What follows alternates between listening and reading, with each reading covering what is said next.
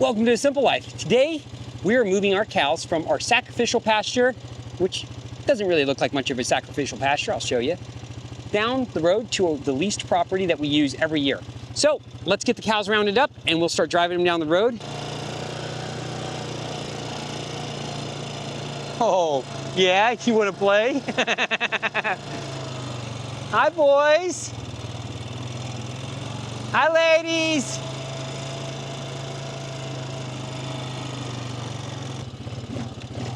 Come on, let's go. Come on, chubbies.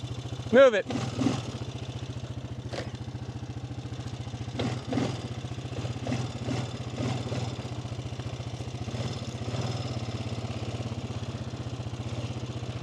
All right, they know what's going on now. We do this every year a couple times, so they generally know what's going on. You guys ready to go? Come on, let's go. All right, Clint, shut the gate behind me. Pick up those posts and just follow me nice and slow, okay, big guy? So we're gonna keep the cows off to the left-hand side if we can. We're gonna keep them going real nice and slow. This is how we normally do it. Clint's gonna follow behind me and make sure any of these slow moms keep up. Now I'm gonna keep these guys from trying to go on down the stream.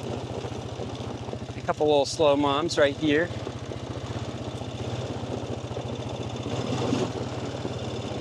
No, you're not gonna eat the neighbor's flowers. Oh, you like that hairy vetch, huh?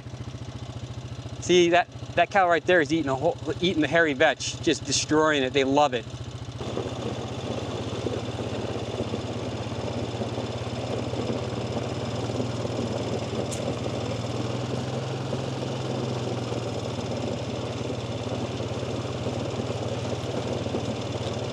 Clint's bringing up the back end. Hey, Clay, jump in with your brother when he goes by, okay?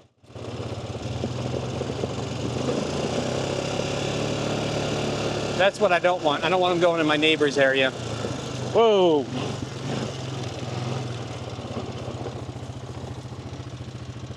Clay, get out and haul him out of there. Thank you, buddy.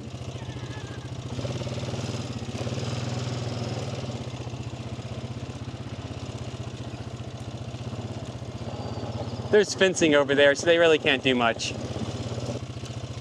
There you go. Good job. Come on, you can do it. It's a little tiny, tiny stream. There you go.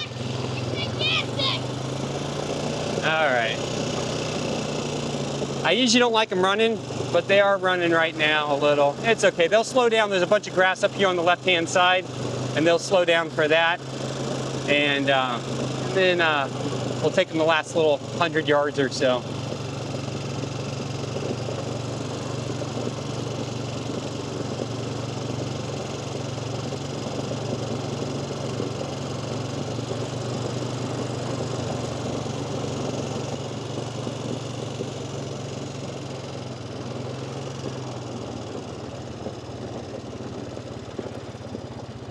All right, well, here we are.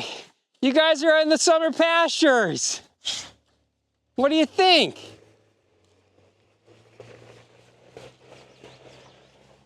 I think they're gonna be perfectly happy. I actually love bringing them over here. Our neighbor has been so gracious with letting us lease this from him.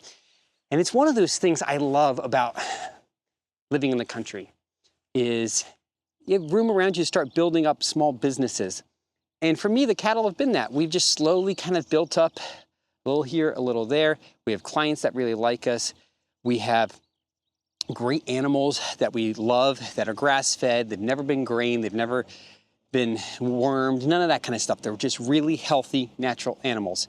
And so what we do here, the way that we do our practice is we move these guys every day, and we move them about 20 to 30 feet, depending on how they're eating, depending on how lush the grass is. We try not to overgraze the grass. It does happen sometimes because, well, life happens. And so what we'll do is we'll go through this field, and since we're early in spring, we'll probably go through this field as quick as possible, just to take the tops off, get the seed heads off, kind of graze it down just enough so that way we can come back as the grass regrows and we'll have plenty of grass going through summer. hopefully. I don't believe we're done with our rainy season or anything like that, but we're early enough on in the spring and it's been dry enough that the ground is fairly stable. It's not very muddy, it's not very wet. It feels pretty good here. And if we get into an area that has a lot of wetness, if the ground feels too soft, what we'll do is we'll move the cows through there really fast, just so that way the cows don't do any real damage to the sod. Our cows here end up getting a really nice blend of different grasses. We have all kinds of good stuff in here. As you can hear, that's one of my favorite sounds. Sounds like Velcro. I love it. So we end up bringing in water from our place, and that's what they're drinking right now in these. As we get to the middle of this field, there's actually a well, and I built a little fencing around the well, but I never brought a pump in last year. I meant to, I was meaning to, I wanted to, and just never got around to it. So this year I actually have a pump. All I'm gonna do is plumb it out. And then when they're in this field, we'll be able to pump their water, which means this part of the field will actually get a much better rest. The other thing it means is if we have a really dry summer, I can actually use that well to do a little bit of irrigation. Not a lot, just a little, just enough to hopefully keep the grasses from going dormant on us. In the past, we've actually had 2 different scenarios happen in this field. We've had it so that we were able to get through here twice, once in the spring and once in the summer. The other scenario we had is we had a really, really wet spring. It rained all the way until like June. I don't think we're gonna have that this year, but we could. And in that case, we got through here 4 times and like the grass just kept growing. It was insane. It was absolutely bonkers. Now, for the number of cows I have here and are going to have in the future, this is not going to sustain. Between these fields and the fields I have out there, altogether it comes out to be about maybe 16 acres. That's not going to sustain these guys. The great part is a friend of mine just, knock on wood, just gave me a lease of 40 acres. It's a 40-acre lease. It's mine. It's a couple $100. I have to do a little maintenance on the property. Other than that, it's mine. If I'm able to get that lease, all that hay will actually end up being used for my cows. And in that case, we will be able to grow our herd size by like double, which is gonna be great because it means we can actually continuously do this process of strip grazing like we're doing, but we will supplement them with rolls of hay. And the best part is that hay is gonna cost me like nothing. Like it's gonna be really inexpensive compared to what hay can cost. For folks that have been around for a while, you've seen us, we move our cows, we get out here every day, we spend time with them, we look at them, we watch them. And just from right now, I can tell you that we have one mom that was not bred back last year, and I know what happened, and I had a feeling she wasn't gonna be bred back. We had some really rowdy bulls, young bulls last year, and they were ganging up on her. So I separated her out and she's not bred back. I can just tell. I know she's not bred back. So in the past, we've never castrated our bulls. And the main reason we never castrated our bulls is because I just didn't see a reason to do it.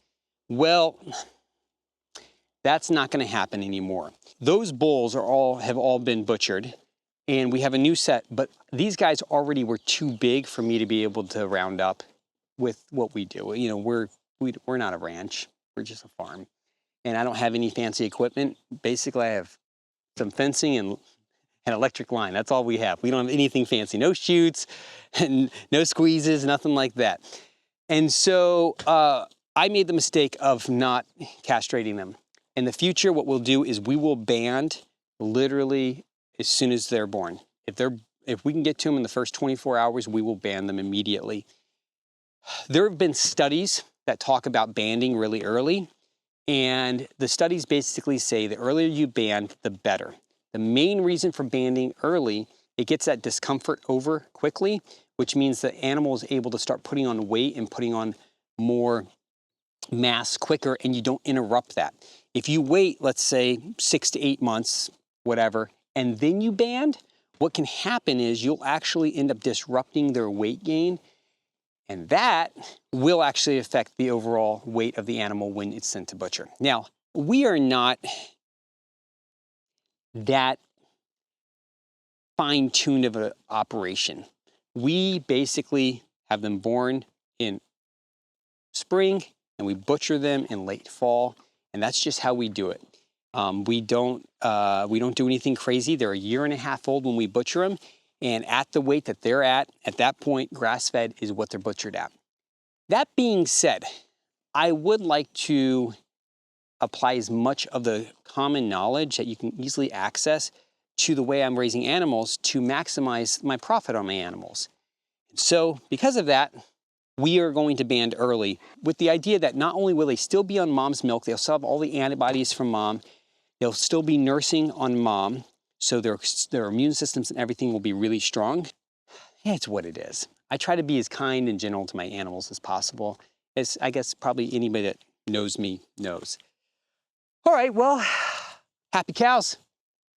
What's the saying? Happy cows, happy life? I think that's right. I can't remember what the rest of that could have possibly been. Yeah, happy cows, happy life. All right, have a good one. Thanks.